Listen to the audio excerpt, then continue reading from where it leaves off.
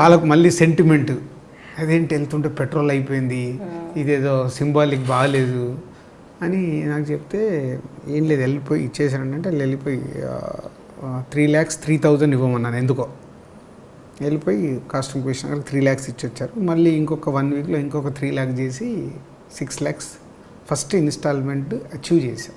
Okay. ఇక అక్కడి నుంచి సినిమా రిలీజ్ రోజు వరకు కష్టాలు. ఆర్పి రోడ్లో ఉన్న చాలామంది ఆఫీసులకు వెళ్ళా, 6 lakhs కట్టేశాను, మీరు 50% షేర్ తీసుకోండి అని.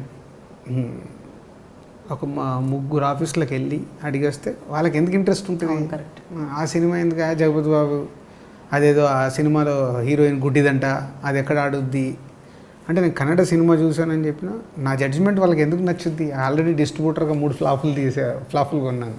అండ్ సెంటిమెంట్గా కూడా ఇండస్ట్రీ ఎలా ఉంటుందంటే, ఫ్లాపులు కొన్నాడంటే అబ్బాయి ఇటు చేయి మంచిది కాదురా, జనరల్గా థాట్. ఆ బ్రాండ్ ఉంది నాకు, అయిపోయింది. ఇది ఎంఎస్ రెడ్డి గారికి తెలిసింది. ఇట్లా నేను తిరుగుతున్నాను, మాకు ఒక మీడియేటర్ సత్యనారాయణ అని ఫోన్ చేసి, ఇట్లా ఎంఎస్ రెడ్డి గారు కలవాలంటున్నారు సార్, మీరు కొన్నారంట కదా, మీరు అలా ఎవరన్నా నా పార్ట్నర్ చూస్తుంటే పార్ట్నర్. ఎంఎస్ రెడ్డి గారు లాంటి మనిషి ఫోన్ చేసి నేను కొన్న సినిమాలో పార్ట్నర్షిప్ అడుగుతున్నా అంటే, నాకు ముందు ఆ ఎగ్జైట్మెంట్. ఎంఎస్ రెడ్డి గారు అంటే ఒక లెజెండరీ, ఆయన సినిమాలు తలంబ్రాలు, ఆహుతి, అంకుశం అని గుర్తొస్తుంటే అంటే చిన్న షవరింగ్. ఆయన ఎందుకు ఫోన్ చేశారు, ఆయన నేను ఎంతోమందిని అడిగితే వద్దన్నారు, ఆయన ఎందుకు ఫోన్ చేశారంటే శబ్దాలకి వచ్చాం, స్కూటర్ వేసుకొని వచ్చాం. ఆయన కలుస్తున్నాను ఎగ్జైట్మెంట్, సెల్ ఫోన్ కూడా లోపల పెట్టుకొని అన్నీ చూసుకొని వెళ్ళిపోయి కూర్చున్నాను. ఏం పేరు నేను, వెంకటరమణారెడ్డి అని. రెడ్డివా, మరేంటి రాజు అని పిలుస్తారేంటి, అప్పుడు నైజాం రాజు అనేవారు, నైజాం సినిమాలు కొనేవాడిని, రాజు అని రాజు అని పిలుస్తున్నారంటే, అంటే ఇంట్లో ముద్దుగా ఏంటి సినిమా కొన్నామంట కృష్ణ వాళ్ళది ఏంటిది అంటే, ఇలా చూశాను సార్ నేను, బాగా నచ్చింది, ఇలా 60 lakhs కొని ఒక 6 lakhs పేమెంట్ చేశాను సార్. నాకు రామకృష్ణ చెప్పాడు, అంటే వాళ్ళు అప్పుడు కోడి రామకృష్ణ కానీ రామకృష్ణ అని తెలుసుకున్నాను. సరే, ఆయనకు ఆఫీస్ ఉంది అప్పుడు, సుబ్రహ్మణ్యేశ్వర ఫిలిమ్స్ అనేది పెట్టారు ఎంఎస్ రెడ్డి గారు నైజాంలో పెట్టి, సరే 6 ఇచ్చావు కదా, ఎంత ఇవ్వాలంటే 24 ఇట్లా ఇవ్వాలి సార్, 36 ఇవ్వాలి సార్. ఒక పని చేద్దాం, నేను 50% షేర్ తీసుకుంటాను, ఇప్పుడు 12 నువ్వు కట్టు, 12 నేను కడతాను, 24 అవుతుంది, 36 అప్పుడు థియేటర్లకు వెళ్ళి తెప్పించిద్దాం అంటే, నా నెత్తి మీద నాకు పాలు పోసినంత ఆనందం వచ్చింది. అదే మీరు అడగడమే ఎక్కువ సార్, ఓకే చేద్దామని. ఎంఎస్ రెడ్డి గారిని నెక్స్ట్ డే వారు ఫస్ట్ టైం నన్ను చెన్నై తీసుకొని వెళ్ళారు ఫ్లైట్లో. వెళ్ళి వాళ్ళ ఆఫీస్కి వెళ్ళి అగ్రిమెంట్ ఎంఎస్ రెడ్డి గారి మీద చేయించారు. సో అక్కడే ఎంఎస్ రెడ్డి గారు 6 లక్షలు ఇచ్చేశారు. సో ఫస్ట్ ఇన్స్టాల్మెంట్ నేను 6 ఇచ్చాను, ఆయన 6 ఇచ్చాడు. నెక్స్ట్ ఇన్స్టాల్మెంట్ నేను 6 ఇవ్వాలి, ఆయన 6 ఇవ్వాలి. సెకండ్ది కూడా అలా అన్నీ కష్టపడి చేసి 24 lakhs అచీవ్ చేశాము. సో ఇక రిలీజ్ రోజు కొన్ని సమస్యలు వచ్చాయి, సమస్యలు దాటాం. అంటే ఎంఎస్ రెడ్డి గారికి ఉన్న ఇమేజ్ వల్ల తను చూసి కొంచెం ఏదో ట్రిమ్ చేయమన్నాడు ఆ రోజుల్లో. శబ్దాలకు ప్రింట్ తెప్పించుకొని ఆయన్ని ట్రిమ్ చేసేసి నైట్ ప్రొడ్యూసర్స్ కోడి రామకృష్ణ గారు అప్సెట్ అయిపోయి, వాళ్ళకి ఏదో ఫైనాన్షియల్ ప్రాబ్లం వల్ల ప్రొడ్యూసర్స్కి రిలీజ్ కొంచెం 1 show రిలీజ్ కాలేదు. ఎంఎస్ రెడ్డి గారు మట్టుకు నైజాంలో సంధ్య థియేటర్ ప్రింట్ పంపించి రిలీజ్ చేసేసారు. అంత క్రమ్జీ అయింది. బట్ సినిమా సూపర్ హిట్ అయిపోయి నాకు ఫోన్స్ వస్తున్నాయి, ఇట్లా రిలీజ్ అయింది సూపర్ హిట్ అయింది, ఇక్కడ ఫైనాన్స్ క్లియరెన్స్ కాలేదు. సో కాస్ట్యూమ్ కృష్ణ వాళ్ళు వీళ్ళు ఇంకా మేము కేసులు పెడతాం అవి అంటే, నేను మళ్ళీ కాస్ట్యూమ్ కృష్ణ గారి దగ్గరికి వెళ్ళి, సార్ మీరు ఏది చేసినా డ్యామేజ్ జరిగేది నాకు, నన్ను ఇక్కడ వరకు తీసుకొచ్చింది మీరు. ఇప్పుడు ఎంఎస్ రెడ్డి గారు ఏ డబ్బులు అయితే కట్టియాలో అది నా రెస్పాన్సిబిలిటీలు తీసుకొని నేను కట్టించేస్తాను. సో నైజాం మట్టుకు మీరు డిస్టర్బ్ చేయకండి అంటే, పాపం ఆయన ఇమ్మీడియట్లీ అలా పార్ట్నర్ చూసుకొని, సార్ అలా డబ్బులు వచ్చేస్తున్నాయి కాబట్టి మనం ఏం మాట్లాడేది, ఇంకో 5 lakhs వల్ల ఏదో ఎక్కువ అడగడం, సో రిలీజ్ తర్వాత కడతానని నేనే పర్సనల్గా నోట్ రాసి ఇచ్చి చెక్ ఇవ్వడం, అలా ఇలా చేసి నైట్ వెళ్ళిపోయి 2 days నిద్ర లేదు నాకు. సంధ్య థియేటర్లో ఫస్ట్ టైం సెకండ్ షో ఆ కళ్ళు మూసుకుంటూ సినిమా చూశాను. Cinema super hit.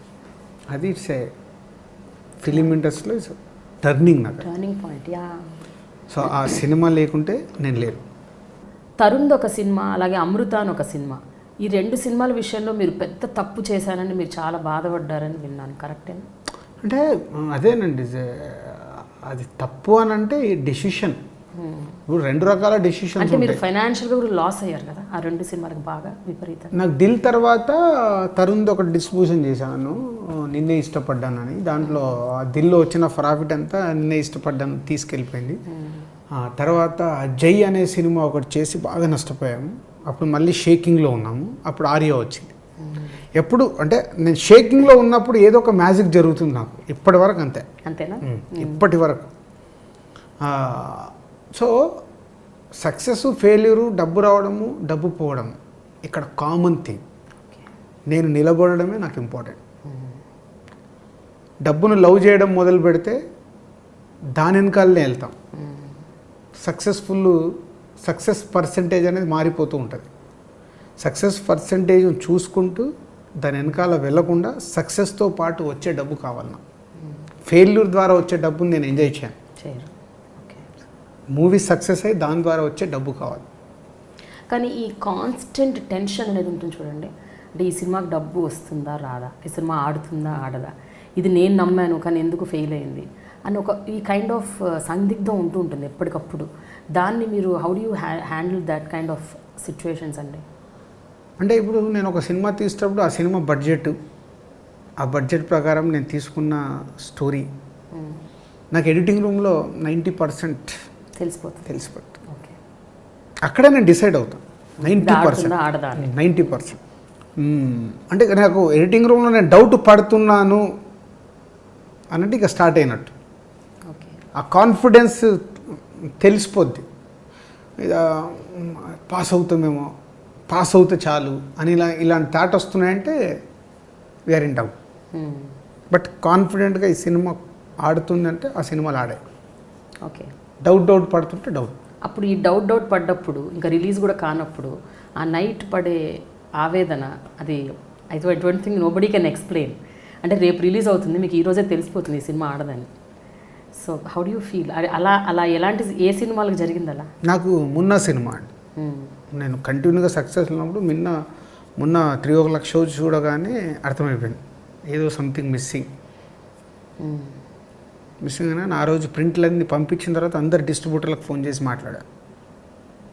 కొంచెం డిసప్పాయింట్ చేస్తుంది సినిమా, మరి ఇంకా నా జడ్జిమెంట్ను దాటి ఆడియన్స్కి నచ్చితే మనం అదృష్టవంతులము. బట్ ఏం ఫీల్ కావద్దు, ఐఎమ్ దేర్. అండ్ మొన్న చెలియా, నాకు దాని గురించి ఏం తెలియదు. రేపు రిలీజ్ అనగా ఈరోజు చూసి అందరికి ఫోన్ చేసి చెప్పేశాను bad film, but wrong step వేసేసాము, మన చేతిలో లేదు అది. సో ఓకే బంగారం ఆడింది కదా అని మణిరత్నం గారి సినిమా ఇంట్రెస్ట్ ఉంటుందని వెళ్ళాము, బట్ మిస్ ఫైర్.